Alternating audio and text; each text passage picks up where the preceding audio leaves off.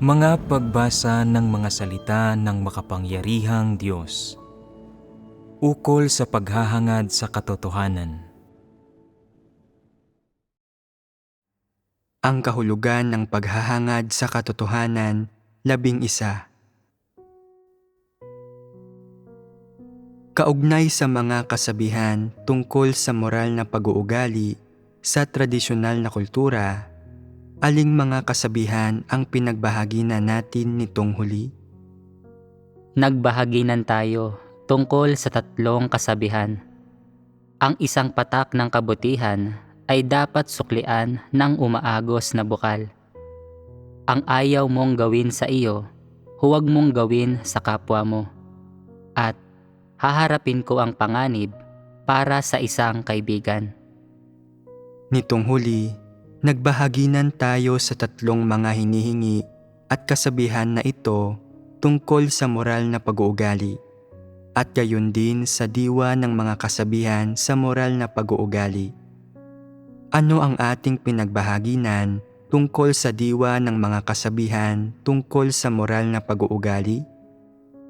Tinalakay ng Diyos ang kaibahan ng mga kasabihan sa moral na pag-uugali at ng katotohanan. Ang mga kasabihan sa moral na pag-uugali ay naghihigpit lamang sa pag-uugali ng mga tao at pinasusunod sila sa mga panuntunan lamang, samantalang sinasabi ng katotohanan ng mga salita ng Diyos sa mga tao ang mga katotohanang prinsipyo na dapat nilang maunawaan. At itinuturo nito ang ilang landas ng pagsasagawa para sa kanila upang magkaroon sila ng mga prinsipyo at ng direksyon sa kanilang pagsasagawa sa tuwing may nangyayari sa kanila. Ito ang mga aspeto kung saan ang mga kasabihan ng moral na pag-uugali ay naiiba sa katotohanan. Nitong huli, nagbahaginan tayo na ang pangunahing hinihingi ng mga kasabihan tungkol sa moral na pag-uugali ay ang sumunod ang mga tao sa ilang partikular na pagkilos at panuntunan at ang mas bigyang diin ang paggamit ng mga panuntunan upang paghigpitan ang pag-uugali ng mga tao.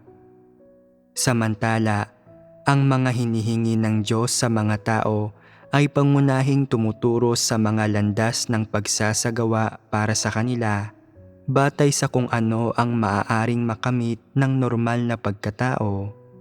At itong malalawak na landas ng pagsasagawa ay tinatawag na mga prinsipyo. Nangangahulugan ito na sa tuwing may problemang dumarating sa iyo, sasabihin sa iyo ng Diyos ang tumpak at positibong landas ng pagsasagawa at sasabihin niya sa iyo ang mga prinsipyo, layon at direksyon para sa iyong pagsasagawa. Ayaw niyang sumunod ka sa mga panuntunan, kundi ay sumunod sa mga prinsipyong ito. Sa ganitong paraan, isinasabuhay ng mga tao ang katotohanang realidad at magiging tama ang landas na tinatahak nila. Ngayon, higit pa nating tingnan kung ano ang iba pang mahahalagang problema sa mga kasabihan tungkol sa moral na pag-uugali. Ang kaisipan ng mga tao ay hindi lamang nalilimitahan ng maraming kasabihan tungkol sa moral na pag-uugali, kundi nalilito at pumupurol din ang kanilang pag-iisip dahil dito. Kasabay nito, may ilang mas radikal na kasabihan na kumokontrol sa buhay ng mga tao. Halimbawa, ang nakatatakot na kasabihan sa ating huling pagbabahaginan na haharapin ko ang panganib para sa isang kaibigan ay hindi lamang kumokontrol at naglilimita sa mga kaisipan ng mga tao, kundi kinokontrol din nito ang kanilang buhay sa pamamagitan ng hindi lamang pag-alis ng kanilang kakayahang pahalagahan ang sarili nilang buhay, kundi itinutulak din sila nitong basta-bastang isuko ang kanilang buhay dahil sa mga di makatwirang dahilan, sa mapusok at walang ingat na paraan. Hindi ba't pagkontrol ito sa buhay ng mga tao? Bago pa man maunawaan ng mga tao kung ano ang kabuluhan ng buhay at matagpuan ang tamang landas sa buhay, basta-basta nila itong isinusuko para sa di umano'y isang kaibigan bilang kapalit ng katiting na kabaitan, at itinuturing nila ang sarili nilang buhay bilang napakababa at walang halaga. Ito ang bunga ng isang uri ng pag-iisip na itinuturo ng tradisyonal na kultura sa mga tao.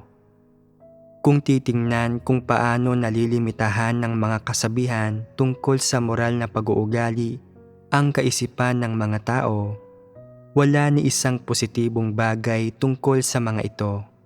At kung titingnan kung paano basta-bastang kinokontrol ng mga ito ang buhay ng mga tao, tiyak na walang mga positibong epekto o pakinabang ang mga ito sa mga tao.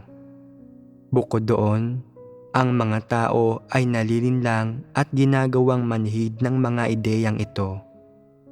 Alang-alang sa sarili nilang banidad at pride, at upang hindi sila kondenahin ng pampublikong opinyon, napipilitan silang kumilos ayon sa mga hinihingi ng moral na pag-uugali. Ang mga tao ay ganap ng nagapos, nahigpitan, at napigilan ng iba't ibang kasabihan at ideya tungkol sa moral na pag-uugali, kaya wala na silang ibang magagawa pa.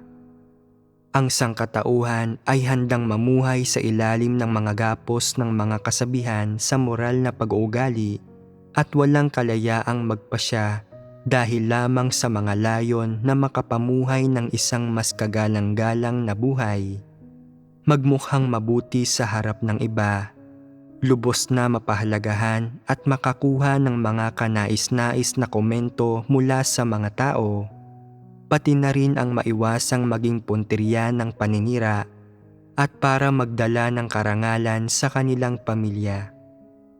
Sa mga ideya at pananaw na ito ng mga tao, pati na sa mga pinomenang ito na kontrolado sila ng mga kasabihan tungkol sa moral na pag-uugali, bagamat medyo nililimitahan at pinipigilan ng gayong mga kasabihan ang pag-uugali ng tao, lubusang itinatago ng mga ito ang katunayan na ginagawang tiwali ni Satanas ang mga tao, at ang katunayan na ang mga tao ay may mga tiwaling disposisyon at satanikong kalikasan.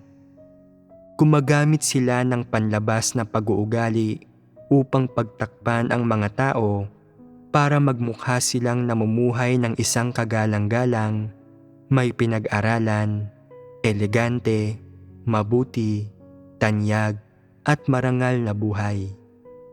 Sa makatuwid, matutukoy lamang ng iba kung anong uri sila ng tao, kung sila ay marangal o mababa, mabuti o masama, sa pamamagitan ng kanilang panlabas na pag-uugali.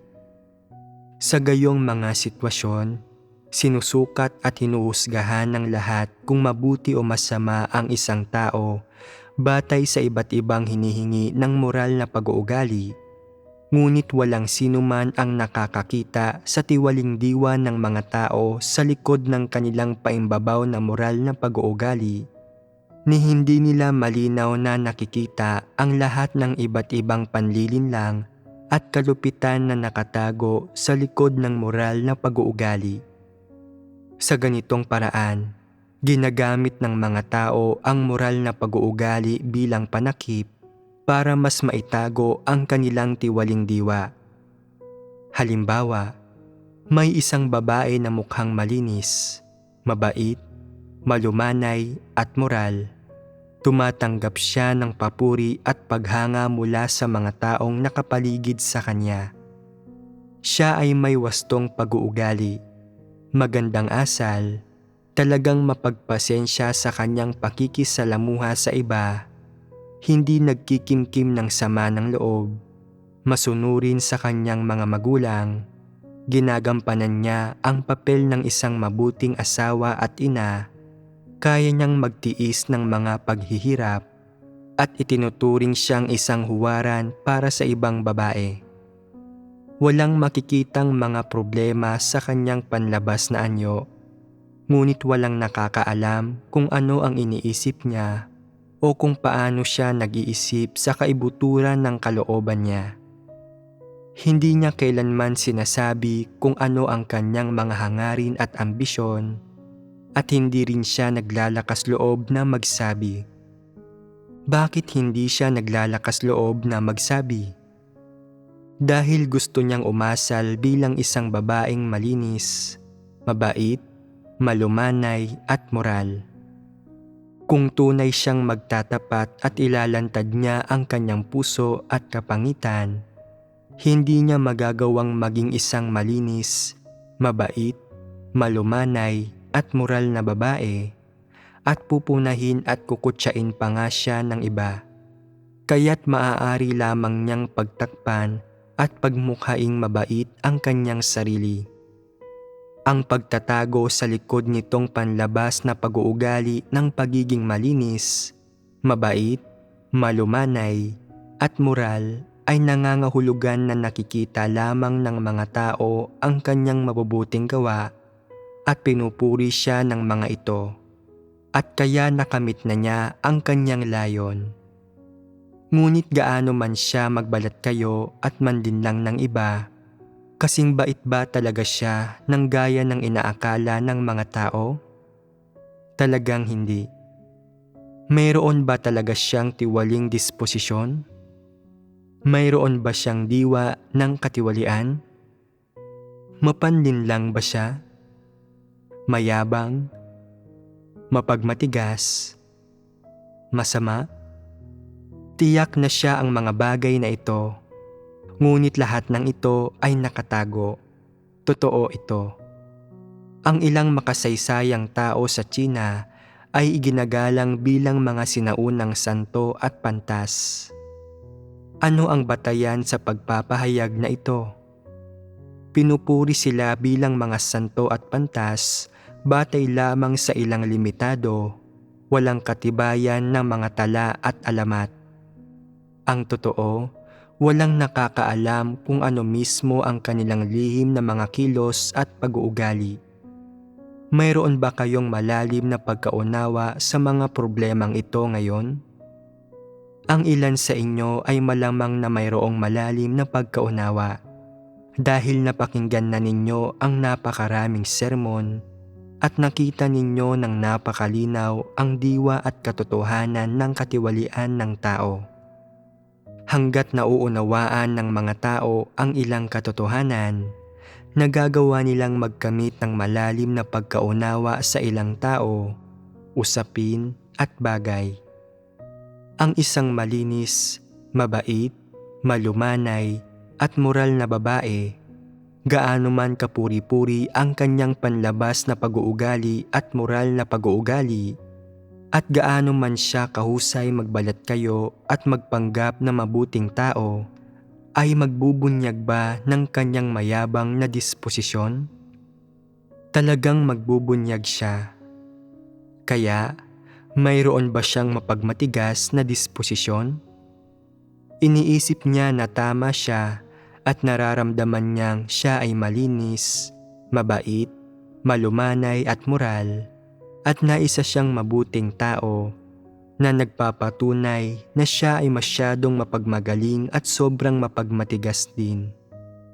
Ang totoo ay, sa kaloob-looban niya, nakikilala niya ang kanyang tunay na sarili at kung ano ang mga pagkukulang niya, pero nagagawa pa rin niyang ipahayag ang sarili niyang mga kabutihan. Hindi ba't pagmamatigas ito? Hindi ba't kayabangan ito? Bukod doon, ang pagproklama niya sa kanyang sarili bilang isang malinis, mabait, malumanay at moral na tao ay ganap na alang-alang sa pag-iwan ng magandang reputasyon at pagdadala ng karangalan sa kanyang pamilya.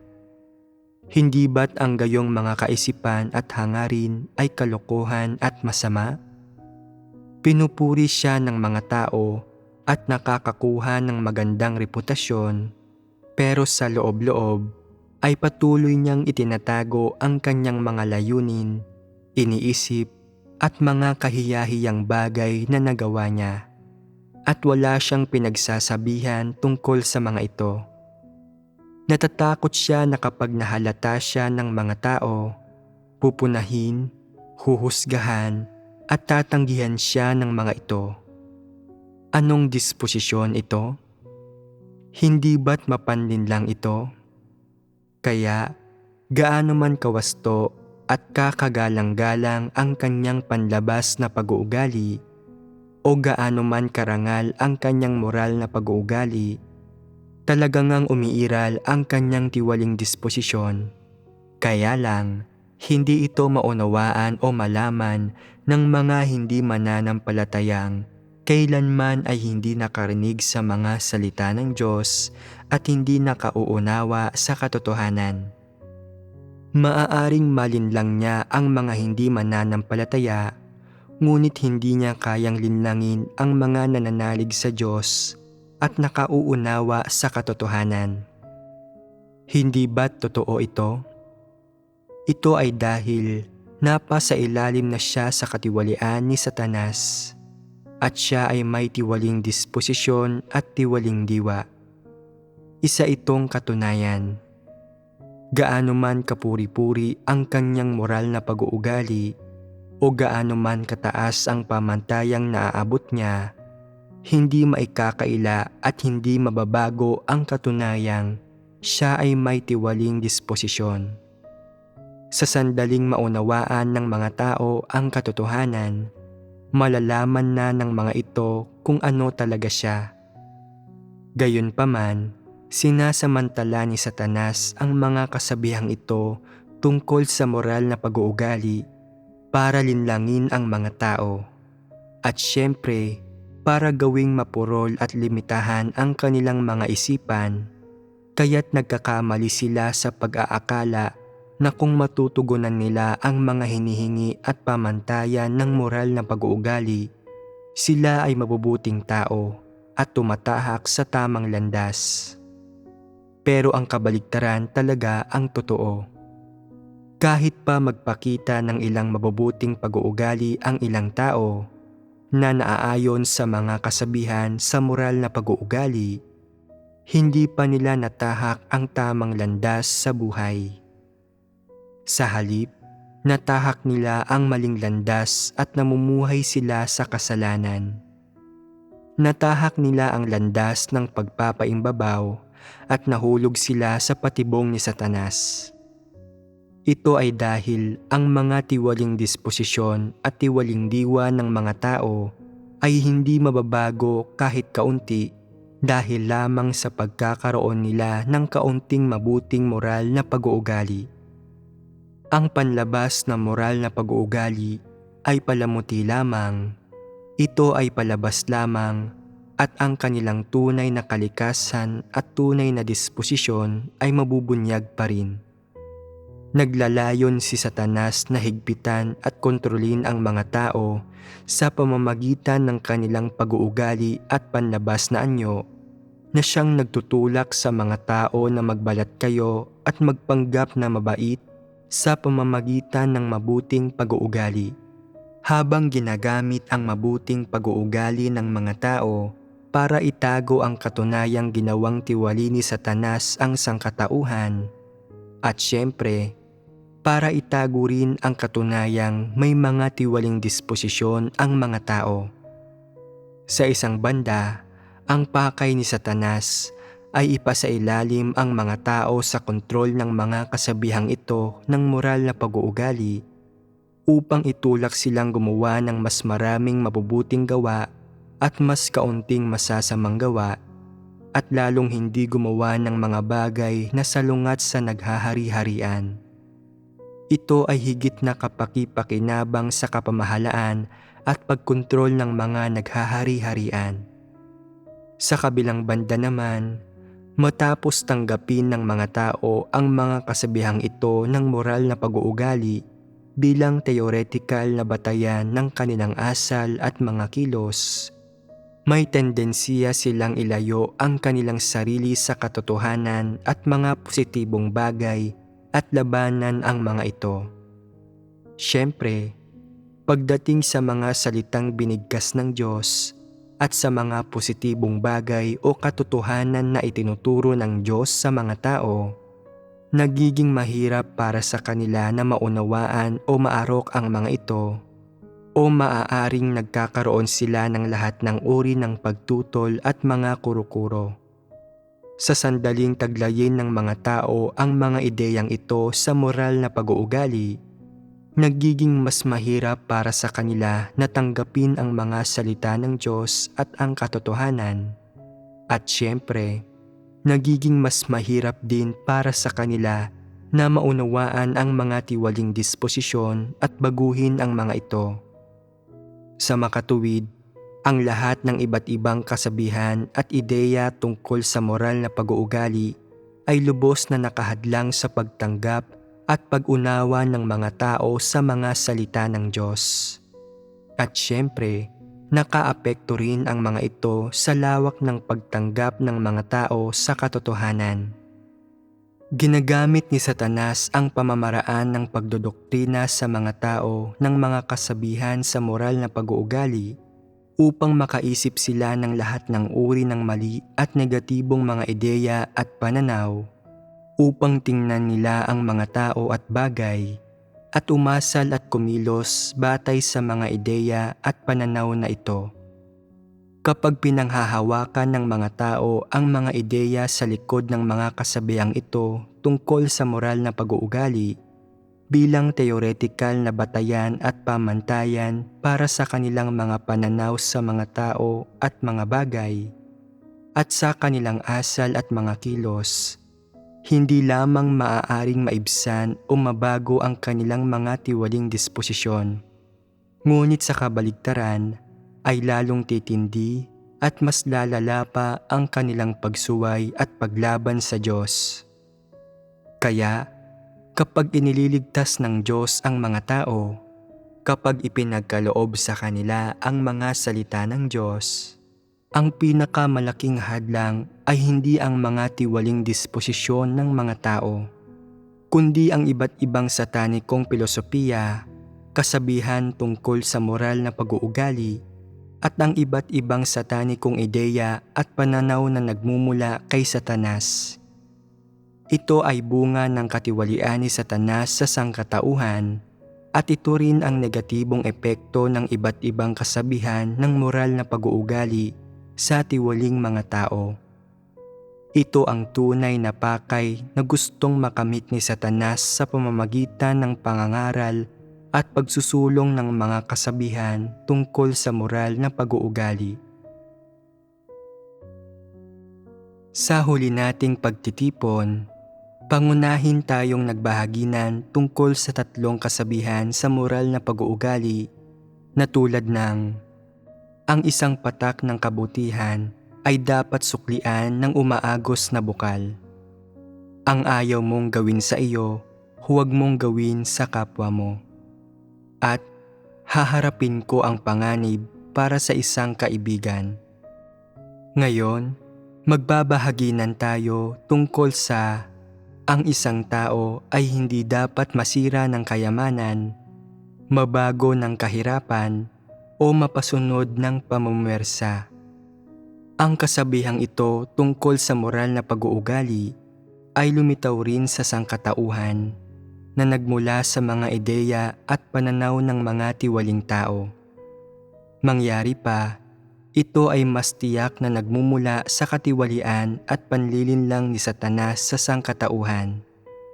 Ito ay may parehong epekto at kalikasan sa mga kasabihan tungkol sa moral na pag-uugali na pinagbahagi na natin kamakailan, bagamat iba ang pamamaraan nito. Ang mga ito ay parehong mapangahas at enggrande na mga pahayag, napakataimtim, maalab at magiting.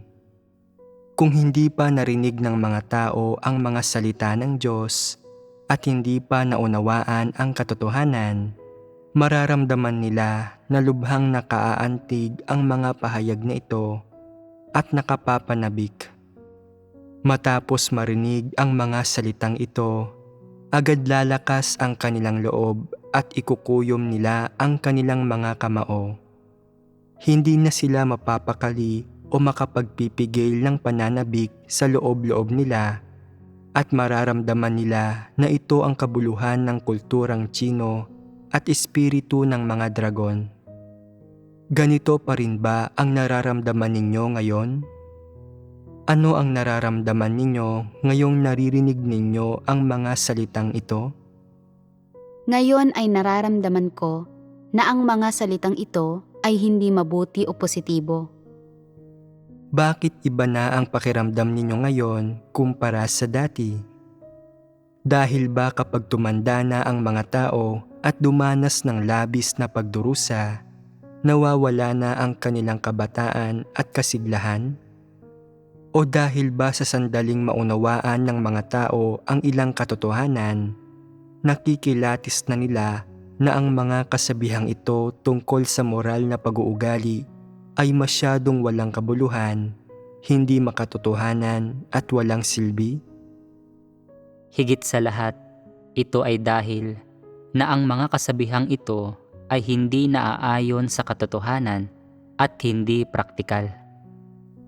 Sadyang ang mga kasabihang ito sa moral na pag-uugali ay masyadong walang kabuluhan at hindi makatotohanan.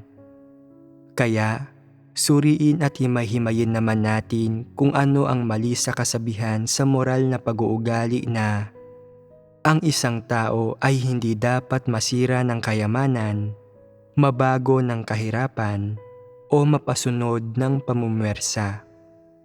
Habang isinasaalang-alang ang mga prinsipyong pinagbahaginan natin kamakailan upang partikular na mailantad ang kahangalan ng kasabihang ito at ang mga tusong pakana ni Satanas na nakatago rito. Alam ba ninyo kung paano himay-himayin ito? Sabihin sa akin kung ano ang mismong kahulugan ng pangungusap na ito. Ito ang tatlong pamantayan na iminungkahi ni Mencius para maging isang tunay at malakas na lalaki. Ang modernong interpretasyon ay, ang kaluwalhatian at kayamanan ay hindi makakagulo sa kapasyahan, kahirapan at ang mabababang kalagayan ay hindi makapagpapabago sa matibay na kalooban ng isang tao, at ang banta ng kapangyarihan at karahasan ay hindi mauudyukan ang isang tao na magpasakop. Ang kasabihan sa moral na pag-uugali na binanggit natin dati, ang isang babae ay kailangang maging malinis, mabait, malumanay at mabuti ang asal, ay nakatutok sa mga babae. Ngunit ang isang ito ay halatang nakatutok sa mga lalaki. Ito man ay isang buhay ng kaluwalhatian at kayamanan, o mahihirap na kalagayan, o ang maharap sa kapangyarihan at karahasan, ang mga hinihingi ay ipinapataw sa mga lalaki sa lahat ng uri ng kapaligiran. Gaano karami ang hinihingi sa mga lalaki sa kabuuan?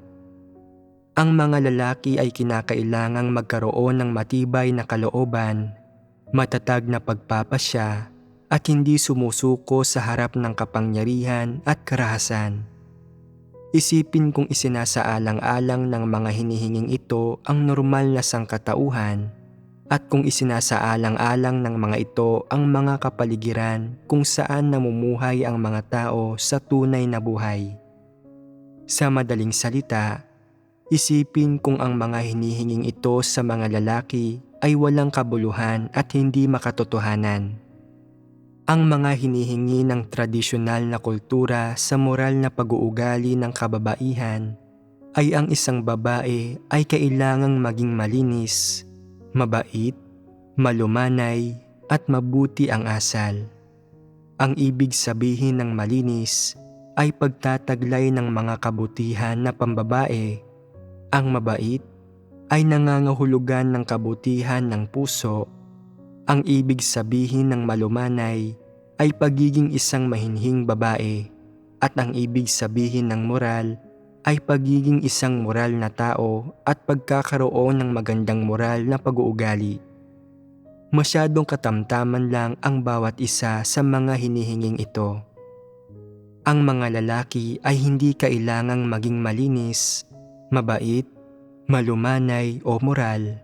Samantalang ang mga babae ay hindi kailangang magkaroon ng matibay na kalooban at matatag na pagpapasya, at maaari silang sumuko sa tuwing nahaharap sila sa kapangyarihan at karahasan.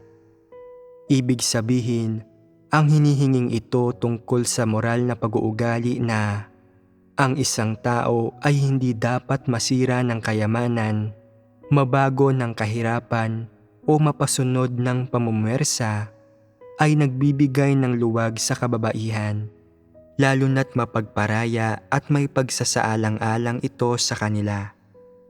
Ano ang kahulugan ng pagpaparaya at pagsasaalang-alang na ito? Maaari bang maintindihan ang mga ito sa magkaibang paraan? Ang mga ito ay isang uri ng diskriminasyon. Ganoon din ang tingin ko. Ang totoo, ito ay diskriminasyon laban sa kababaihan. Ang paniniwala na ang kababaihan ay walang matibay na paghahangad, na sila ay duwag, mga sobrang mahiyain, at nasapat na ang asahan silang magkaanak, gumanap ng papel ng isang mabuting asawa at ina, mag-asikaso sa gawaing bahay, at huwag makipag-away sa iba o makipagtsismisan. Imposibleng hingin sa kanila na bumuo ng isang propesyon at magkaroon ng isang matibay na kalooban. Hindi nila kaya iyon. Kaya, kung titingnan mula sa ibang perspektiba, ang mga hinihinging ito sa kababaihan ay talagang mapangdiskrimina at mapanghamak. Ang kasabihang ito tungkol sa moral na pag-uugali, ang isang tao ay hindi dapat masira ng kayamanan, mabago ng kahirapan, o mapasunod ng pamumuwersa, ay nakatutok sa mga lalaki. Hinihingi nito na ang mga lalaki ay magkaroon ng matibay na kalooban at hindi mapipigilang pagpapasya, pati na ng isang espiritu na lalaking lalaki at malakas na hindi sumusuko sa kapangyarihan at karahasan. Tama ba ang hinihinging ito? Makatwiran ba ito? Ang mga hinihinging ito sa mga lalaki ay nagpapakita na ang taong nagmungkahi ng kasabihang ito tungkol sa moral na pag-uugali ay mataas ang tingin sa mga lalaki, dahil ang kanyang mga hinihingi sa mga lalaki ay mas mataas kaysa sa mga hinihingi sa mga kababaihan. Maaari itong maunawaan na nangangahulugang batay sa parehong diwa ng kanilang kasarian at ng kanilang katayuan sa lipunan at mga likas na gawin ng lalaki, ang mga lalaki ay dapat na nakatataas sa mga babae. Ang kasabihang ito sa moral na pag-uugali ay nabuo ba mula sa pananaw na ito? Malinaw na ito ang bunga ng isang lipunan na kung saan ang mga lalaki at babae ay hindi pantay. Sa lipunang ito, ang mga lalaki ay patuloy na dinidiskrimina at minamaliit ang mga kababaihan. Nililimitahan ang mga oportunidad sa buhay ng mga kababaihan. Binabaliwala ang halaga ng pag-iral ng mga kababaihan. Palaging pinapalabis ang kanilang sariling halaga. Pinahuhusay ang kanilang sariling katayuan sa lipunan at hinahayaan ang kanilang sariling mga karapatan na mangibabaw sa kababaihan. Ano ang mga epekto at bunga nito sa lipunan? Ang lipunang ito ay pinamumunuan at pinangingibabawan ng mga lalaki. Ito ay isang patriarkal na lipunan kung saan ang kababaihan ay dapat na nasa ilalim ng pamumuno, panunupil at kontrol ng kalalakihan. Kasabay nito, maaaring pumasok sa anumang linya ng trabaho ang mga lalaki. samantalang ang saklaw ng mga trabaho na maaaring gawin ng kababaihan ay dapat bawasan at limitahan. Dapat naganap na tamasahin ng mga lalaki ang lahat ng karapatan sa lipunan, samantalang ang saklaw ng mga karapatang tinatamasa ng kababaihan ay talagang limitado. Ang mga trabahong ayaw o hindi pinipiling gawin ng mga lalaki o kung saan sila ay madidiskrimina ay maaaring iwan na lang sa mga babae. Halimbawa, ang paglalaba, pagluluto, mga industriya ng pagseserbisyo at ilang trabaho na medyo may mababang kita at mababang katayuan sa lipunan o dinidiskrimina ng mga tao ay nakalaan para sa kababaihan. Sa madaling salita, maaaring tamasahin ng mga lalaki ang kanilang mga karapatan bilang lalaki pagdating sa pagpili ng trabaho at sa katayuan sa lipunan at tamasahin ang mga espesyal na karapatan na ipinagkakaloob ng lipunan sa mga lalaki. Sa gayong lipunan, ang mga lalaki ang mas mahalaga samantalang ang mga babae ay nasa mas mababang uri, maging sa puntong wala na silang pagkakataong magpasya o karapatang pumili.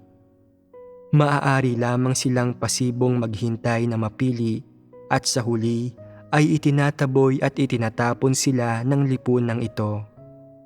Sa makatuwid, ang mga hinihingi ng lipunang ito sa kababaihan ay katamtaman kung ikukumpara sa mahihigpit at malulupit na hinihingi sa mga lalaki. Gayunpaman, nakatutok man ang mga ito sa mga lalaki o babae, ang motibo at pakay sa pagmumungkahi ng mga hinihinging ito sa moral na pag-uugali ay upang mas mahusay na mapaglingkuran ng mga tao ang lipunan, bayan, bansa, at syempre, sa huli, ay mapaglingkuran ang naghahari-harian at ang mga pinuno. Madali itong makita mula sa kasabihang ito na ang isang tao ay hindi dapat masira ng kayamanan, mabago ng kahirapan o mapasunod ng pamumuwersa. Na ang taong nagmungkahi ng hinihinging ito sa moral na pag-uugali ay may pagkiling laban sa mga lalaki. Sa mga mata ng taong iyon, dapat magkaroon ang mga lalaki ng matibay na kalooban, isang matatag na pagpapasya at isang espiritu na hindi sumusuko sa kapangyarihan at karahasan. Mula sa mga hinihinging ito, nakikita ba ninyo kung ano ang pakay ng taong nagmungkahi ng kasabihang ito? Ito ay upang gawing mas mahusay na makapaglingkod sa lipunan, sa bayan, at sa bansa ang mga kapaki-pakinabang at matitibay ang loob ng mga lalaki sa lipunang ito. At sa huli ay mas mahusay nilang mapagsilbihan ang mga nasa kapangyarihan at mapakinabangan ang mga kahusayan at kakayahan ng mga kalalakihan sa lipunang ito. Ang ganitong mga lalaki lamang ang matatawag na tunay na lalaki at malakas. Kung hindi matugunan ng mga lalaki ang mga hinihinging ito, kung gayon, sa mga mata ng mga moralista at pinunong ito, hindi sila matatawag na tunay at malakas na lalaki, kundi matatawag lamang sila ng mga karaniwang tao at mga itinakwil at sila ay dinidiskrimina.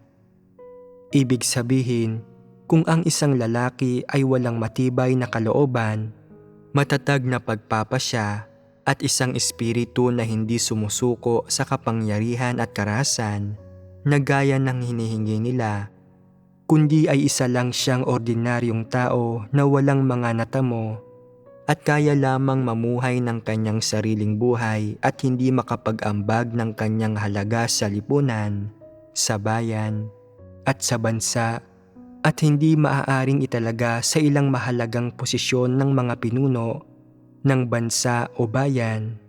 Kung gayon, hindi tatanggapin at pahahalagahan ng lipunan ang gayong tao, ni hindi siya pahahalagahan ng mga nasa kapangyarihan at ituturing siya ng mga pinuno o mga moralistang ito bilang isang karaniwang tao, isang itinakwil at isang mababang uri ng tao. Hindi ba't ganito nga? Sumasang-ayon ba kayo sa kasabihang ito? Angkop ba ang kasabihang ito? Makatarungan ba ito sa mga lalaki? Dapat bang asamin ng mga lalaki ang buong mundo, ang bansa at ang mga dakilang gawain para sa bansa? Hindi ba sila maaaring maging ordinaryong tao at masunuring lalaki lamang? Hindi ba sila maaaring umiyak, masawi sa pag-ibig, magkimkim ng mga makasariling motibo sa maliliit na paraan, o mamuhay ng simpleng buhay sa piling ng kanilang mga mahal sa buhay? Dapat bang asamin nila ang mundo para masabing sila ay tunay at malakas na lalaki? Dapat ba silang tawaging tunay at malakas na lalaki para talagang maituring na lalaki?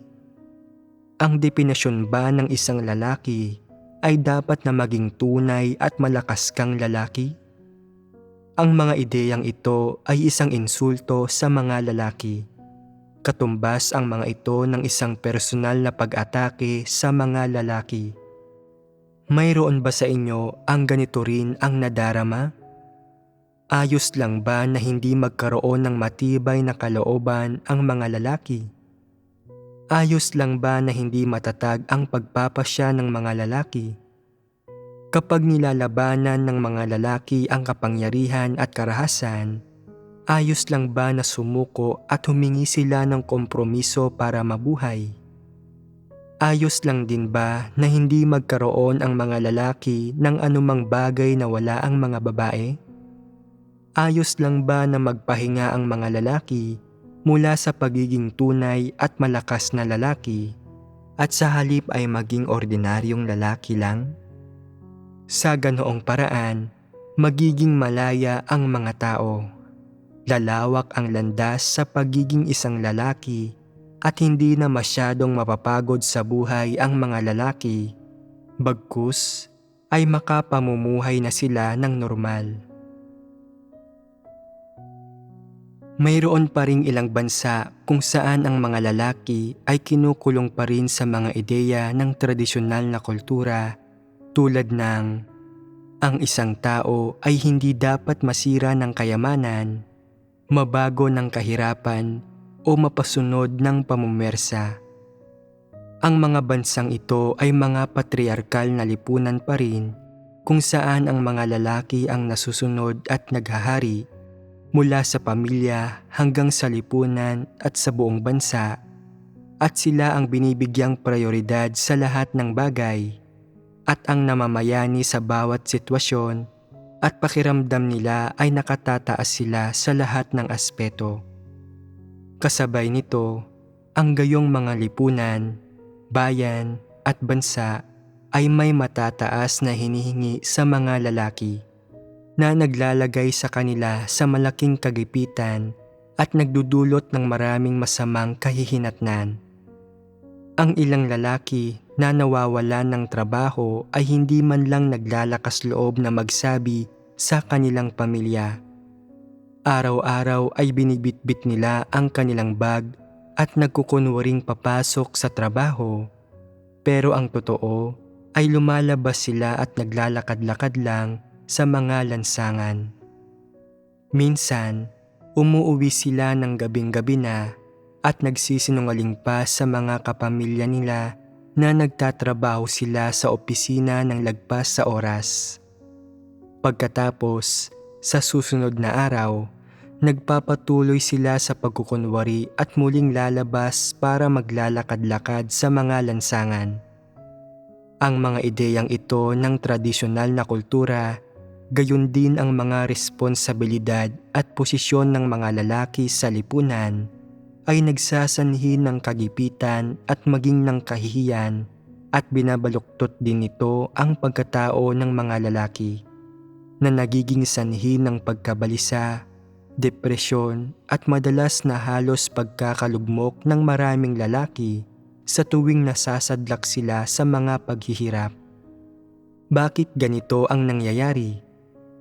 sapagkat iniisip nila na sila ay mga lalaki, na ang mga lalaki ay dapat kumita ng pera para maitaguyod ang kanilang pamilya, na dapat nilang gampanan ang kanilang mga responsibilidad bilang lalaki, at na hindi dapat umiyak o maging malungkot ang mga lalaki, at na ang mga lalaki ay hindi dapat walang trabaho, kundi dapat na maging haligi ng lipunan at ang punong suporta ng pamilya.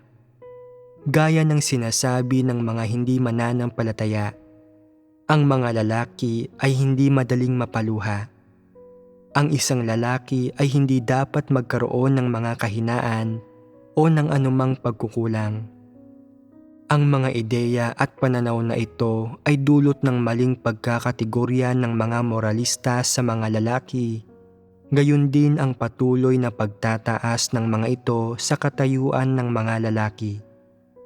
Ang mga ideya at pananaw na ito ay hindi lamang nagsasailalim sa mga lalaki sa lahat ng uri ng gulo, pagkayamot at dalamhati, ngunit nagiging mga tanikala din ang mga ito sa loob ng kanilang isipan na nagiging dahilan para lalong maging mahirap ang kanilang posisyon, sitwasyon at mga pakikipagharap sa lipunan.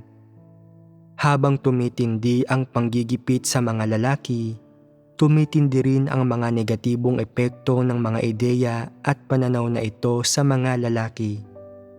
Ang ilang lalaki ay ikinakategorya pa nga ang kanilang sarili bilang mga dakilang tao dahil sa maling interpretasyon sa posisyon ng kasarian ng lalaki sa lipunan. Iniisip na ang mga lalaki ay dakilang mga lalaki at ang mga babae ay mabababang babae, at na ang mga lalaki ang dapat na manguna sa lahat ng bagay at maging mga amo sa bahay, at na kapag hindi nagiging maayos ang mga bagay-bagay, maaari silang gumawa ng karahasan sa tahanan laban sa kababaihan. Ang mga problemang ito ay lahat nauugnay sa kung paano maling ikinategorya ng sangkatauhan ang kasarian ng lalaki. Hindi ba? Makikita mo na sa karamihan ng mga bansa sa mundo, ang katayuan ng mga lalaki sa lipunan ay mas mataas kaysa sa kababaihan, lalo na sa pamilya. Walang kailangang gawin ang mga lalaki, kundi ang magtrabaho at kumita ng pera, samantalang ginagawa ng mga babae ang lahat ng gawaing bahay at hindi sila pwedeng makipagtalo o magreklamo o mangahas na sabihin sa iba ang tungkol dito, gaano man ito kahirap o nakakapagod. Gaano kababa ang katayuan ng kababaihan? Halimbawa, ang mga lalaki ang unang nakakapili sa pinakamasarap na pagkain sa hapagkainan, samantalang pangalawa lang ang mga babae, at sa mga buklet ng pagpaparehistro ng sambahayan, ang lalaki ay tinakda bilang pinuno ng pamamahay at ang babae bilang isang miyembro ng pamilya. Kahit sa maliliit na bagay na ito, makikita natin ang pagkakaiba sa katayuan ng lalaki at babae. Ang hatian sa trabaho ng mga lalaki at babae ay magkaiba dahil sa mga kaibahan sa kasarian, ngunit hindi makatarungan na masyadong malaki ang pagkakaiba ng katayuan ng lalaki at babae sa pamilya? Hindi ba't sanhi ito ng edukasyon sa tradisyonal na kultura? Sa lipunan, maliban sa iniisip ng kababaihan na ang mga lalaki ay higit na kilala at marangal, maging ang mga lalaki ay nag-iisip na sila ay marangal at may mataas na ranggo kumpara sa kababaihan dahil ang mga lalaki ay mas makabuluhan ang maiaambag at mas mapapakinabangan ng lipunan, bayan at bansa ang kanilang mga kakayahan, samantalang ang mga babae ay hindi iyon magagawa. Hindi ba't binabaluktot nito ang mga katunayan? Paano nangyari ang gayong pagbabaluktot sa mga katunayan? Direkta ba itong nauugnay sa turo at sa impluwensya ng edukasyon ng lipunan at tradisyonal na kultura? Ito ay direktang nauugnay sa edukasyon ng tradisyonal na kultura. Sa sangkatauhan, sa totoong lipunan man, o sa isang bayan o bansa, anuman ang mga lumilitaw na di pangkaraniwang problema, ang lahat ng ito ay sanhi ng ilang maling ideya na isinusulong ng ilang sosyologo o pinuno at direktang nauugnay sa mga maling ideya na isinusulong ng mga lider ng isang lipunan, bayan o bansa. Kung ang mga ideya at pananaw na isinusulong nila ay mas positibo at malapit sa katotohanan, magiging mas kaunti ang problema sa sangkatauhan. Kung ang mga ideyang isinusulong nila ay may kinikilingan, mali at binabaluktot ang pagkatao, maraming di pangkaraniwang bagay ang mangyayari sa loob ng lipunan, sa loob ng isang etnikong pangkat, o sa loob ng isang bansa. Kung isusulong ng mga sosyologo ang mga karapatan ng mga lalaki, itataas ang halaga ng mga lalaki at mamaliitin ang halaga at dignidad ng kababaihan. Kung gayon, sa lipunang ito, malinaw na magkakaroon ng malaking pagkakaiba sa katayuan sa lipunan sa pagitan ng kalalakihan at kababaihan. Kalakip na ang iba't ibang hindi pagkakapantay-pantay tulad ng hindi pagkakapantay-pantay ng trabaho, katayuan sa lipunan at kapakanang panlipunan, pati na ang malaking pagkakaiba sa katayuan ng mga kasarian sa pamilya at ang lubos na magkakaibang pagkakahati ng trabaho, kung saan ang lahat ay hindi pangkaraniwan. Ang paglitaw ng mga di pangkaraniwang problemang ito ay nauugnay sa mga taong nagsusulong ng mga ideya at pananaw na ito at idinudulot ng mga politiko at sosyologong ito. Kung may wastong pananaw at tamang mga kasabihan ang sangkatauhan ukol sa mga bagay na ito mula pa sa simula, relatibong mababawasan ang mga di pangkaraniwang problemang ito sa iba't ibang bansa o nayon. Kaugnay sa pinagbahagi na natin ngayon lang, ano dapat ang tamang pananaw sa pagtrato sa mga lalaki? Anong uri ng mga pag-uugali, pagkatao, mga hangarin at katayuan sa lipunan ang dapat taglayin ng mga lalaki upang maging normal? Paano dapat harapin ng mga lalaki ang kanilang mga responsibilidad sa lipunan? Bukod sa mga pagkakaiba ng kasarian, dapat bang magkaroon ng mga pagkakaiba sa mga lalaki at babae pagdating sa responsibilidad at katayuan sa lipunan? Wala dapat. Kaya, paano dapat tratuhin ang mga lalaki sa paraan na tama, objektibo, makatao, at naaayon sa mga katotohanang prinsipyo? Ito mismo ang dapat nating maunawaan ngayon. Pag-usapan natin kung gayon kung paano dapat tratuhin ang mga lalaki. Dapat bang pag-ibahin ang mga responsibilidad sa lipunan ng kalalakihan at kababaihan? Dapat bang magkaroon ng pantay na katayuan sa lipunan ang mga lalaki at babae? Makatarungan ba na masyadong itaas ang katayuan ng mga lalaki at maliitin ang kababaihan? Kaya, paano nga ba dapat pangasiwaan ang katayuan sa lipunan ng kalalakihan at kababaihan sa paraang patas at makatwiran? Ano ang prinsipyo para dito? Na ang mga lalaki at babae ay pantay at dapat tratuhin ng patas. Ang patas na pagtrato ay ang teoretikal na basihan.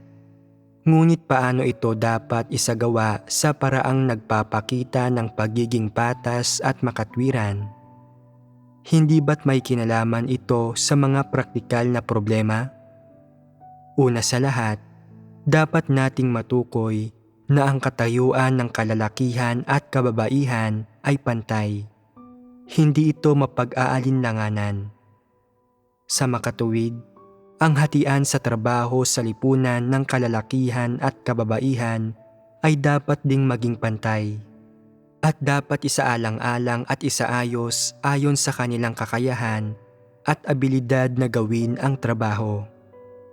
Dapat magkaroon ng pagkakapantay-pantay, lalo na pagdating sa karapatang pantao, kung saan dapat natatamasa din ng mga babae ang natatamasa ng mga lalaki upang matiyak ang pantay na katayuan ng mga kalalakihan at kababaihan sa lipunan.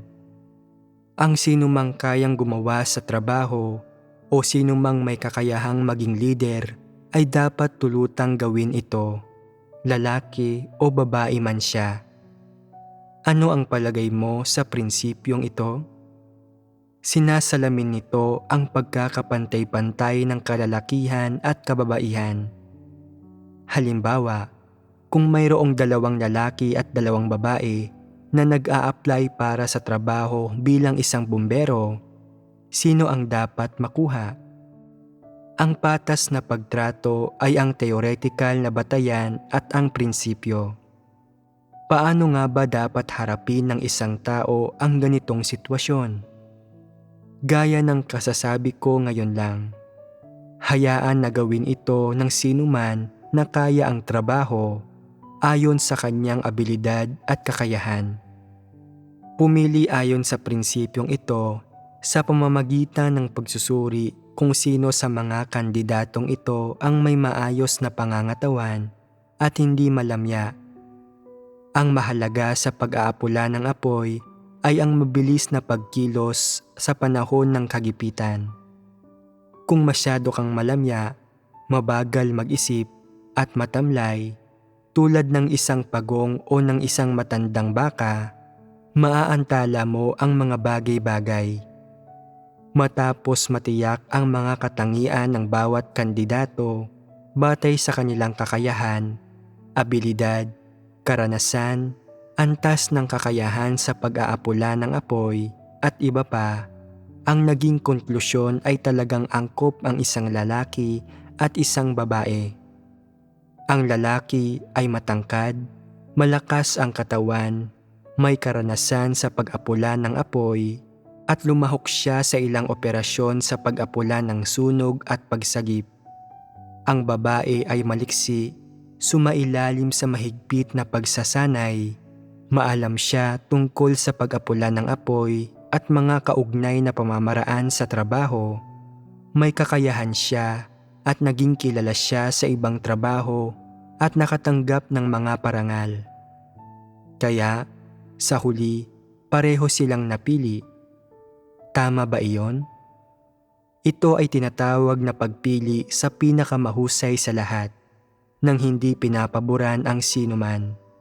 Nangangahulugan ito na kapag pumipili ng ganitong uri ng tao, ang hindi isipin na dapat siyang maging isang lalaki o babae, ang mga lalaki at babae ay pare-pareho lahat, at kung sino ang kayang gumawa sa trabaho ay ayos na. Sa makatuwid, kapag nagpapasya kung pipili ba ng isang lalaki o isang babae sa paggawa ng anuman, bukod sa pangunahing prinsipyo ng patas na pagtrato, ang partikular na prinsipyo na dapat isagawa ay ang ipagawa ito sa sinumang may abilidad at kakayahan sa trabaho, siya man ay lalaki o babae. Sa paggawa nito, hindi ka na napipigilan o naigagapos ng ideya na ang mga lalaki ay nakatataas sa mga babae. At walang mga lumang ideya na makakaapekto sa iyong paghusga o pagpapasya sa bagay na ito. Sa iyong pananaw, ang sinuman na kayang gawin ang trabaho ay dapat pahintulutang gawin ito, siya man ay lalaki o babae. Hindi ba't pagiging patas iyon? Unang-una sa lahat, kapag pinangangasiwaan ang isang bagay, wala kang pagkiling laban sa mga lalaki o babae. Naniniwala ka na maraming namumukod-tangi at mahuhusay na babae at marami kang kilalang gayong mga tao.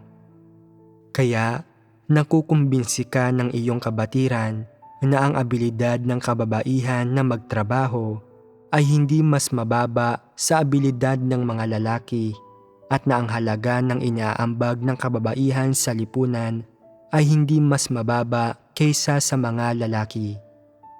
Sa sandaling magkaroon ka ng ganitong kabatiran at pagkaunawa, gagawa ka ng mga tumpak na paghatol at pagpapasya batay sa katunayang ito sa tuwing kikilos ka sa hinaharap. Sa madaling salita, kung hindi mo papaboran ang sinuman at wala kang anumang pagkiling sa alinmang kasarian, magiging normal ang pagkatao mo sa aspetong ito at makakakilos ka ng patas. Ang mga pagbabawal ng tradisyonal na kultura sa paraan na ang mga lalaki ay itinuturing na mas mataas kaysa sa mga babae ay aalisin, hindi na makukulong ang iyong mga kaisipan at hindi ka na maiimpluwensyahan ng aspetong ito ng tradisyonal na kultura. Anuman ang mga nananaig na kalakaran ng pag-iisip o mga kaugalian sa lipunan, sa madaling sabi ay malalampasan mo na ang mga kaugaliang ito at hindi ka na makukulong at maiimpluwensyahan ng mga ito at makakaya mo nang harapin ang mga katunayan at ang katotohanan. Ang mas mainam pa roon, syempre, ay na maaari mong tingnan ang mga tao at mga bagay.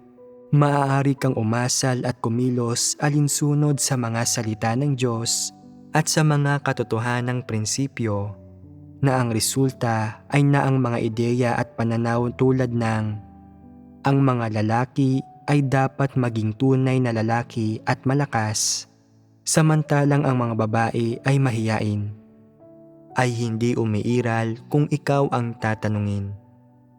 Kaya, progresibo ba ang iyong mga kaisipan at pananaw kung ikukumpara sa mga tao? Kung ikukumpara, ito ay isang pag-usad. Lalaki man o babae, matanda o bata, lahat ay maaaring makatanggap ng patas na pagtrato kapag lumapit sila sa iyo. Kung ito ay isasagawa, makabubuti ito sa mga tao sa halip na makakasama. Kung kumakapit ka pa rin sa mga pananaw ng tradisyonal na kultura sa pamamagitan ng pagpapahayag na mula noong sinaunang panahon, ang mga lalaki ay may mas mataas ng katayuan kaysa sa mga babae at sa lahat ng antas ng pamumuhay, mas marami ang namumukod-tangi at mahuhusay na lalaki kaysa sa mga babae. Kaya, maaaring igiit na ang mga lalaki ay mas malakas kaysa sa mga babae at na mas mahalaga ang mga lalaki sa lipunan kaysa sa mga babae. Kung mas malaki ang kanilang halaga sa lipunan, hindi ba't dapat mas mataas ang kanilang katayuan sa lipunan? Sa makatuwid, sa lipunang ito, ang mga lalaki ang dapat masunod at ang mangibabaw, samantalang ang mga babae ay dapat makinig sa mga lalaki at kontrolin at pamunuan ng mga lalaki.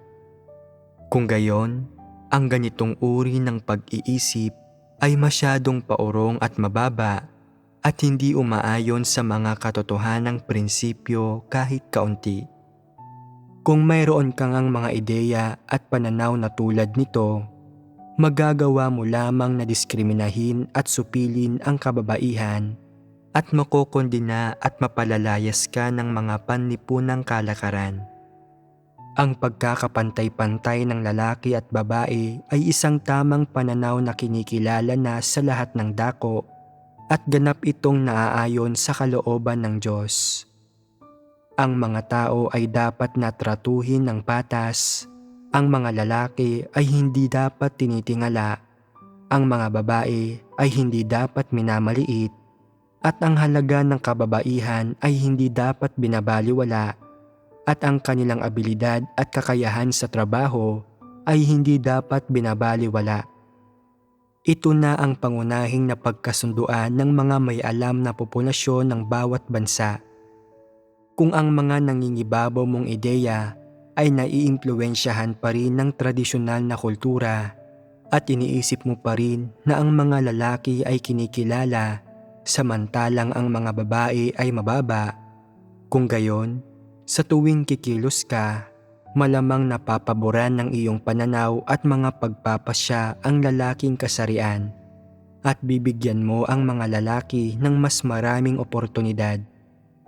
Iisipin mo na kahit pa medyo kulang sa kakayahan ang ilang lalaki, mas malakas pa rin sila kaysa sa mga babae at na hindi mapapantayan o makakamit ng mga babae ang kayang gawin ng mga lalaki. Kung ganito ka mag-isip, magkakaroon ng pagkiling ang pananaw mo at kaya malilihis ang iyong paghusga at mga pinal na desisyon dahil sa iyong paraan ng pag-iisip. Halimbawa, tungkol sa pagpili ng mga bumbero, nakakabanggit lang natin, nagiging palaisipan ito sa iyo. Napapaisip ka, kaya ba ng mga babae na umakyat ng hagdan? Gaano karami ang kayang gawin ng mga babae? Ano ang silbi ng liksi sa isang babae? Kahit pa dumaan siya sa mahigpit na pagsasanay, wala naman itong silbi. Ngunit pagkatapos ay naiisip mo ang tungkol sa pagtrato sa mga tao ng patas, kaya't sa wakas ay pumili ka ng 2 lalaki at 1 babae.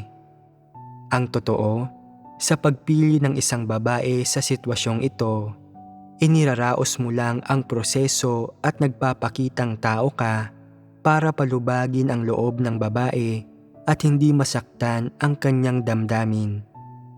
Kumusta ang ganitong paraan ng paggawa sa mga bagay-bagay?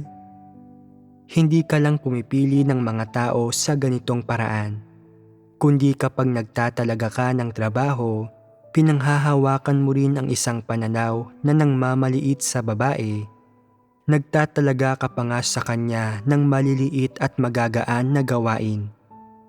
Iniisip mo pa rin na mayroon kang magandang pakikitungo at inaalagaan mo ang babae sa pamamagitan ng espesyal na pagtrato at pagpoprotekta sa kanya.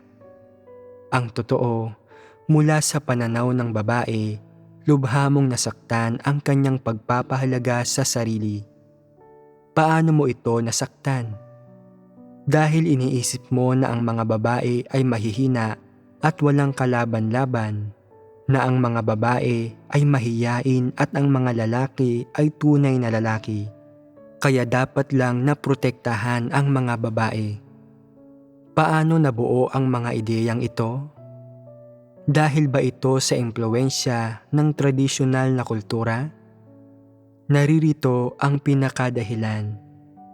Anuman ang sabihin mo tungkol sa pagtrato sa mga tao ng patas, kung titingnan ito mula sa mga kilos mo, hindi maikakaila na nakagapos at nakakulong ka pa rin sa ideyang ito ng tradisyonal na kultura na ang mga lalaki ay nakatataas sa mga babae. Malinaw na makikita mula sa mga kilos mo na hindi pa naalis sa iyo ang ideyang ito. Tama ba? Kung nais mong makalaya sa mga gapos na ito, dapat mong hanapin ang katotohanan. Ganap na unawain ang diwa ng mga ideyang ito at huwag kumilos sa ilalim ng impluwensya o kontrol ng mga ideyang ito ng tradisyonal na kultura. Dapat mong tuluyang abandonahin at talikuran ang mga ito at huwag nang tingnan ang mga tao at mga bagay at umasal at kumilos alinsunod sa mga ideya at pananaw ng tradisyonal na kultura o gumawa ng anumang panghuhusga at pagpapasya batay sa tradisyonal na kultura. Sa halip, tingnan ang mga tao at mga bagay, umasal at kumilos alinsunod sa mga salita ng Diyos at sa mga katotohanang prinsipyo. Sa ganitong paraan, tatahak ka sa tamang landas at magiging isang tunay na nilikha na sinang-ayunan ng Diyos. Kung hindi, makokontrol ka pa rin ni Satanas at patuloy kang mamumuhay sa ilalim ng kapangyarihan ni Satanas at hindi mo magagawang mamuhay sa mga salita ng Diyos. Ito ang mga katunayan ng usapin. Ngayon, naiintindihan na ba ninyo ang diwa ng kasabihang ito tungkol sa moral na pag-uugali? Ang isang tao ay hindi dapat masira ng kayamanan, mabago ng kahirapan, o mapasunod ng pamumuwersa? At naiintindihan na rin ba ninyo ang kontekstong panlipunan kung saan itinaguyod ang kasabihang ito? Upang mapabuti ang katayuan sa lipunan ng mga lalaki at mabigyan sila ng higit na mga karapatan, kinakailangang taasan ang mga hinihingi sa mga lalaki. Itatag ang imahe ng mga lalaki sa isipan ng mga tao at hubugin ang imaheng iyon tungo sa pagiging isang tunay at malakas na lalaki. Ito ang imaheng ipinapahiwatig ng kasabihang, ang isang tao ay hindi dapat masira ng kayamanan, mabago ng kahirapan, o mapasunod ng pamumuwersa na sinasabi ng mga tao. Ang isang aspeto na sinasabi sa mga tao ng mga moralistang nagtataguyod ng kasabihang ito ng moral na pag-uugali ay na ang mga namumuhay ayon sa kasabihang ito ay mga tunay na lalaki, na ibig sabihin ay sinasabi nila sa mga tao ang kahulugan ng isang lalaki. Ang isa pang aspeto ay naisinusulong nila na ang mga lalaki ay dapat magpahayag ng kanilang mga paninindigan sa lipunan, magpakita ng pagiging hindi pangkaraniwan, magkaroon ng matatag na katatayuan sa lipunan, at impluwensyahan ang kalakaran sa lipunan. Ang kaisipang ito na ang mga lalaki ay nakatataas sa mga babae ay nananatili hanggang ngayon.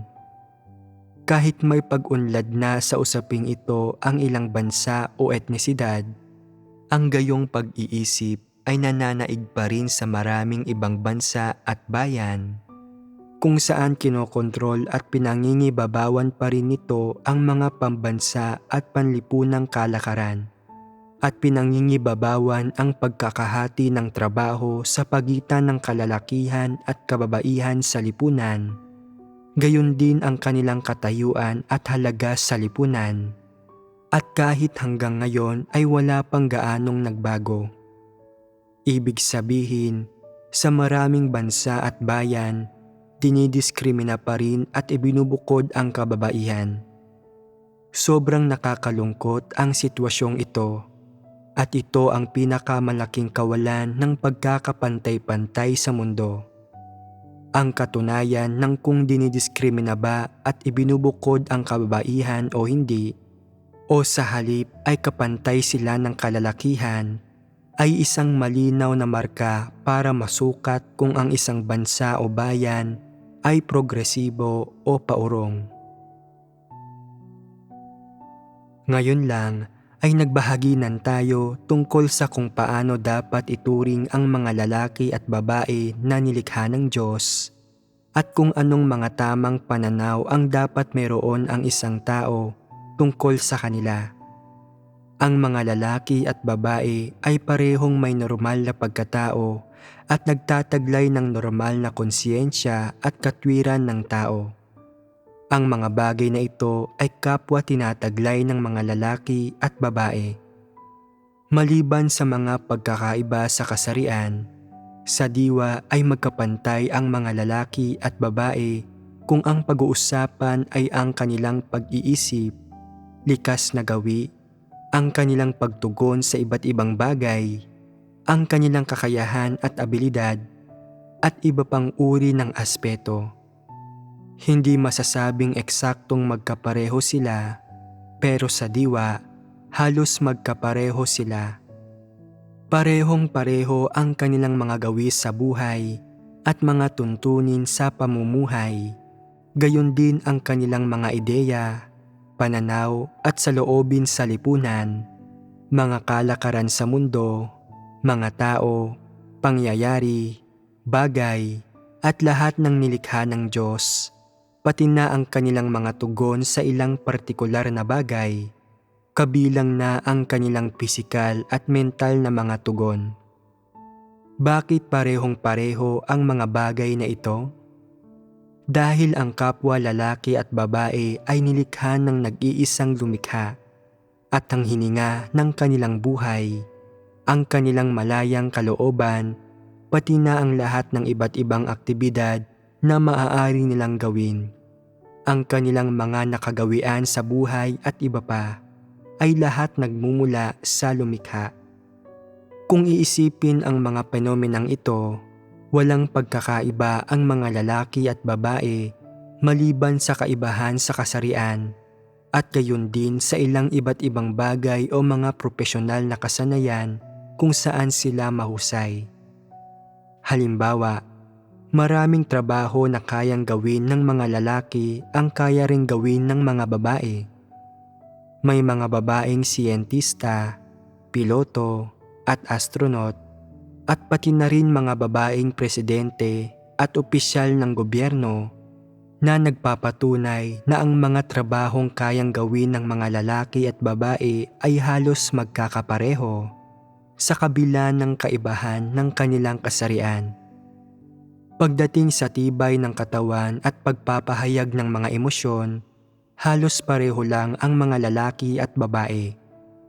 Kapag namatay ang kamag-anak ng isang babae, iiyak siya hanggang sa mahapon ng husto dahil sa nakakadurog pusong pighati. Kapag namatay ang mga magulang o kasintahan ng isang lalaki, nananaghoy rin siya ng napakalakas na nakapangyayanig sa lupa. Kapag nahaharap ang mga babae sa diborsyo, nalulumbay, nanlulumo at nalulungkot sila at maaaring magpakamatay pa nga, samantalang ang mga lalaki ay nanlulumo rin kapag iniwan sila ng kanilang asawa at ang ilan ay umiiyak pa ng palihim sa ilalim ng kumot. Dahil sila ay lalaki, hindi sila naglalakas loob na magreklamo tungkol sa pagdurusang ito sa harap ng iba at dapat silang magpanggap na sila ay malakas. Ngunit kapag walang tao sa paligid, umiiyak sila tulad ng isang normal na tao. Sa tuwing may mga partikular na bagay na nangyayari, ang mga lalaki at babae ay kapwa nagiging emosyonal gaya ng inaasahan, iyon man ay pag-iyak o pagtawa. Bukod doon, sa mga tauhan na gumaganap ng iba't ibang tungkulin at trabaho sa sambahayan ng Diyos, ang mga babae ay may mga oportunidad na maitaas ang ranggo, masanay at maitalaga sa mahahalagang posisyon, samantalang ang mga lalaki ay mayroon ding parehong mga oportunidad na maitaas ang ranggo, masanay at mabigyan ng mahahalagang trabaho. Ang mga oportunidad ay pareho at pantay. Ang iba't ibang katiwalian na ibinubunyag ng kababaihan sa kanilang pang-araw-araw na pamumuhay at sa pagganap ng kanilang mga tungkulin ay walang pinagkaiba sa mga ibinubunyag ng mga lalaki. Maging sa kababaihan ay may masasamang tao at mga antikristo na gumugulo at gumagambala sa gawain ng iglesia. Hindi ba't ganoon din sa mga lalaki? Iyon ay dahil magkakapareho ang mga tiwaling disposisyon ng mga tao. Kung sila ay masasamang tao na gumagawa ng masama, gumagambala at gumugulo sa gawain ng iglesia at nagsisikap na magtatag ng kanilang nagsasariling kaharian, kung gayon, kapag naalis na sila, magkakaroon ba ng anumang pagkakaiba sa pagitan ng mga lalaki at babae? Hindi. Lahat sila ay aalisin sa parehong paraan. Sa palagay ba ninyo, mas maraming lalaki ang napaalis kaysa sa mga babae? Halos pareho lang. Lahat ng gumagawa ng masama, gumagambala at gumugulo at maituturing na mga antikristo at masasamang tao, maging lalaki o babae man sila, ay dapat na alisin. Sinasabi ng ilang tao na ang mga babae ay hindi maaaring gumawa ng mga bagay na nakagagambala at nakagugulo. Sobrang kahiyahiya na gumawa ng gayong mga bagay ang mga babae. Dapat mas alalahanin ng mga babae ang pagpoprotekta sa kanilang dignidad. Paanong magagawa ng maliliit na babae ang gayong malalaking kasamaan? Hindi nila kaya. Dapat silang bigyan ng pagkakataong magsisi. Ang mga lalaki ay mapangahas. Ipinanganak sila para gumawa ng masasama. Ipinanganak sila para maging mga antikristo at gumawa ng kasamaan. Kahit na nakagawa lang sila ng kaunting kasamaan at kahit na wala tayong malinaw na pagkaunawa sa mga pangyayari, dapat pa rin silang itiwalag. Ginagawa ba ito ng sambahayan ng Diyos? Hindi ito ginagawa ng sambahayan ng Diyos. Inaalis ng sambahayan ng Diyos ang mga tao batay sa mga prinsipyo. Walang kaibahan ang pagtrato nito sa mga lalaki at babae at hindi nito inaalala ang pagpoprotekta sa dignidad ng mga babae o lalaki, bagkus ay tinatrato ang mga ito ng patas. Kung isa kang lalaking nakagawa ng kasamaan at tumutugma sa iyo ang mga prinsipyo para sa pagpapaalis at pagtitiwalag, kung gayon, ay aalisin ka ng sambahayan ng Diyos ayon sa mga prinsipyo. Kung isa kang babaeng nagsanhi ng kaguluhan at pagkagambala at isa kang masamang tao o isang antikristo, aalisin ka rin o ititiwalag. At hindi ka makakaligtas dahil lamang sa ikaw ay babae at ikaw ay umiiyak o lumuluha. Dapat pangasiwaan ng sambahayan ng Diyos ang mga bagay-bagay ayon sa mga prinsipyo. Ang mga babaeng mananampalataya ay naghahabol sa mga pagpapala at may pagnanais at layunin na pagpalain. At ganoon din ba ang mga lalaki? Oo. Ganoon din sila. Hindi mas maliit ang ambisyon at pagnanais ng mga lalaki na mapagpala kaysa ng sa mga babae. Kaninong paglaban sa Diyos ang mas malubha, ang sa mga lalaki o sa mga babae? Pareho lang lahat. May ilan na magsasabing, naiintindihan ko na ngayon sa wakas ang katotohanan. Pare-pareho lang palang tiwali ang mga lalaki at babae. Akala ko noon na ang mga lalaki ay matatapang at malalakas at na dapat silang maging maginoo at gawin ang lahat ng makatarungan at marangal at matapat, hindi tulad ng mga babae na karamihan ay makitid ang pag-iisip, pinalalaki ng pinalalaki ang mga walang kwentang bagay, palaging pinagchichismisan ang mga tao ng palihim at hindi kumikilos ng matapat. Ngunit hindi ko naisip na marami-rami sa masasamang tao ay mga lalaki at na ang masasamang bagay na ginagawa nila ay mas malaki at mas marami pa. Ngayon ay nauunawaan mo na ang mga bagay na ito. Sa madaling salita, lalaki man o babae, pare-pareho lang ang tiwaling disposisyon ng lahat. Ang pagkatao lang ng mga tao ang magkakaiba. Ito lang ang patas na paraan sa pagturing ng mga lalaki at babae. Mayroon bang anumang pagkiling sa pananaw na ito? Naiimpluwensyahan ba ito ng ideya na ang mga lalaki ay nakatataas sa mga babae? Hindi ito naiimpluwensyahan ng mga bagay na ito. Sa pagsukat kung ang isang tao ay mabuti o masama, dapat tingnan muna ang pagkatao ng taong iyon, hindi kung siya ay isang lalaki o babae. At pagkatapos ay husgahan ang kanyang diwa batay sa mga pagpapamalas ng kanyang tiwaling disposisyon sa lahat ng iba't ibang aspeto nito. Ganito ang tumpak na pagtingin sa mga tao.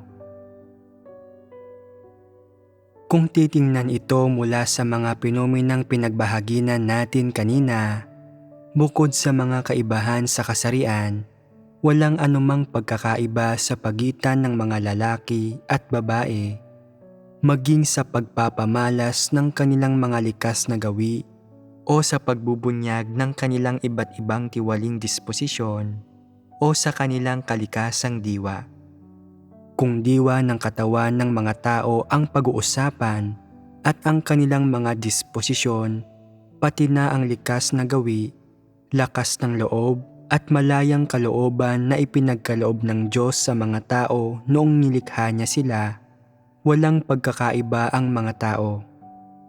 Sa makatuwid, kapag tinitingnan ng mga tao ang mga lalaki at babae, dapat nilang tingnan ang mga ito nang hindi batay sa itsura, lalong hindi batay sa mga ideya ng tradisyonal na kultura na itinuturo ng mundong ito sa mga tao, at sa halip ay batay sa mga salita ng Diyos. Bakit dapat tingnan ng isang tao ang mga lalaki at babae batay sa mga salita ng Diyos? Bakit hindi sila dapat tingnan batay sa mga ideya at pananaw ng tradisyonal na kultura? May ilan na nagsasabing, sa loob ng libu-libong taon ng kasaysayan ng sangkatauhan, napakaraming pahayag ang nagawa at naisulat sa mga aklat. Wala ba sa mga pananaw at kasabihan ng sangkatauhan ang tama? Wala ba talagang katotohanan sa mga ito? Sa anong paraan kakatwa ang mga salitang ito? Ang mga tao ay nabibilang sa mga nilikha. Sila ay ginawang tiwali ni Satanas sa loob ng libo-libong taon at puno sila ng mga satanikong disposisyon na siyang dahilan ng kadiliman at kasamaan sa lipunan ng tao. Walang sino man ang malinaw na nakakakita sa mga ugat na dahilan o nakakakilatis kay Satanas o tunay na nakakakilala sa Diyos. Sa makatuwid, ang mga pananaw ng tiwaling sangkatauhan ay hindi naaayon sa katotohanan at tanging ang lumikha ang nakakaalam ng lahat tungkol dito. Ito ay isang tiyak na katunayan. Ang katotohanan ay matatamo lamang mula sa mga salita ng Diyos, samantalang ang kultura ng mundo ng tao ay gawa ng katiwalian ni Satanas. Hindi pa kailanman naranasan ng mga tao ang gawain ng Diyos at walang sino man ang kayang makakilala sa Diyos, kaya imposibleng makagawa ng katotohanan sa tradisyonal na kultura ng sangkatauhan dahil ang lahat ng katotohanan ay nagmumula sa Diyos at ipinapahayag ni Kristo. Dahil sa pagtitiwali ni Satanas, ang lahat ng tao ay may satanikong kalikasan at mga satanikong disposisyon. Lahat sila ay sumasamba sa mga kilalang tao at mga dakilang tao, at lahat ay sumusunod kay Satanas. Ang mga tao ay may sariling lihim na mga motibo at pakay kapag tinitingnan o tinutukoy ang ilang bagay. Para kanino man ang mga motibo at pakay na ito, o anuman ang nilalayon ng mga ito, lahat ito ay pinamumunuan ng mga tiwaling disposisyon. Sa makatuwid, ang mga bagay na tinutukoy ng tiwaling mga tao at ang mga kaisipang isinusulong nila ay malamang na naimpluwensyahan ng mga tusong pakana ni Satanas. Iyon ay isang aspeto nito. Ang isa pang aspeto, mula sa isang objektibong pananaw, ay nagaano man kahusay ang mga tao, walang nakakaunawa sa mga silbi, likas na gawi at diwa ng mga nilikhang tao. Dahil ang mga tao ay hindi nilikha ng sino mang tao, hindi nilikha ng kung sino mang dakilang mga personahe, mga haring dyablo, Satanas o masasamang espiritu, hindi nauunawaan ng mga tao ang mga likas na gawi, mga silbi at diwa ng mga tao. Kaya, sino ang pinaka nakakaalam sa mga likas na gawi, mga silbi at diwa ng mga tao? Tanging ang lumikha lang ang pinaka nakakaalam. Sino man ang lumikha sa mga tao ay ang pinaka nakakaalam sa kanilang mga silbi, mga likas na gawi at diwa, at syempre pa, ang pinakakwalipikadong tumukoy sa mga tao at magdetermina sa halaga, identidad at diwa ng mga lalaki o babae. Hindi ba't isa itong objektibong katunayan? Ang ginagamit ng Diyos upang likain ang mga tao, ang mga likas na gawing ibinibigay niya sa mga tao kapag nililikha niya sila, ang mga silbi at batas ng kanilang katawan, kung ano ang angkop o hindi angkop na gawin nila, at maging kung gaano katagal ang kanilang buhay, lahat ito ay pauna ng itinakda ng Diyos. Ang Diyos lamang ang may pinakamalalim na pagkaunawa sa mga taong nilikha niya at wala ng iba pang mas nakakaunawa sa mga taong nilikha. Hindi ba't ito ang katunayan? Kaya, ang Diyos ang pinakakwalipikadong tumukoy sa mga tao at magdetermina sa identidad, katayuan, halaga at silbi ng mga lalaki o babae, pati na sa tamang landas na dapat tahakin ng mga tao. Ang Diyos ang pinaka-nakakaalam kung ano ang kailangan ng mga taong nilikha niya, kung ano ang kaya nilang makamit, at kung ano ang makakaya nila. Sa ibang perspektiba, ang pinaka-kinakailangan ng mga nilikhang tao ay ang mga salitang binibigkas ng lumikha.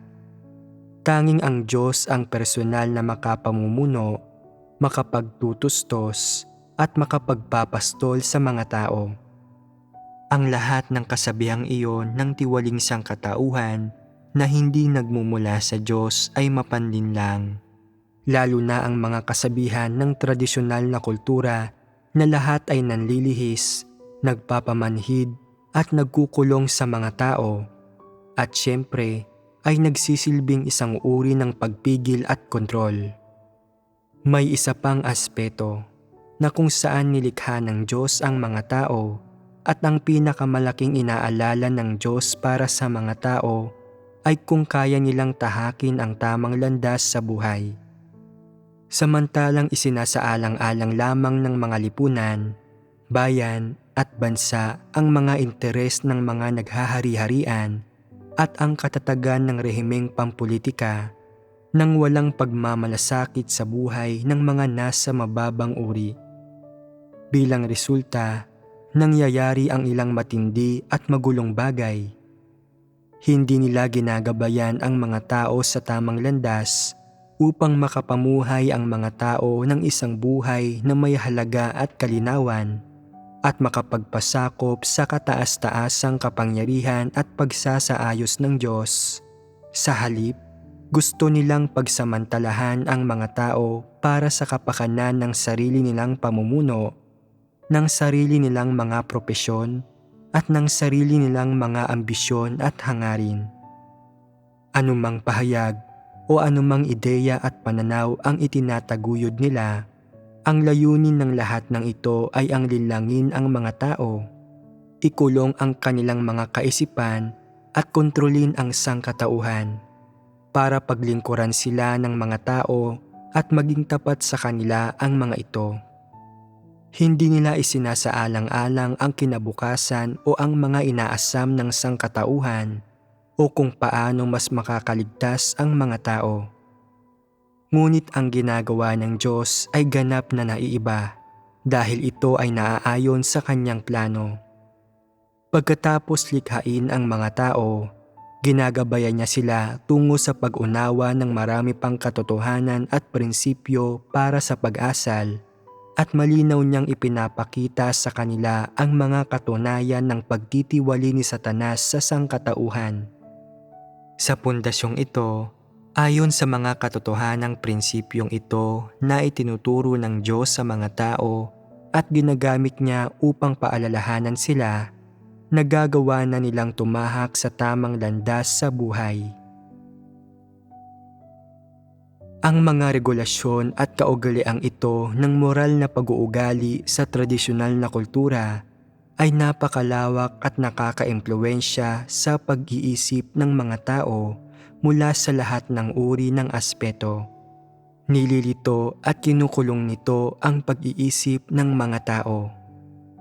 Ang pinagbahagi na natin ngayon ay ang ilang kakatwa at huwad na mga kasabihan at pananaw ng tradisyonal na kultura tungkol sa kasarian na labis na nakaimpluwensya sa mga tamang pananaw ng mga tao sa kasarian at isinailalim din nito ang mga lalaki at babae sa napakaraming tanikala, gapos, hadlang, diskriminasyon at iba pa.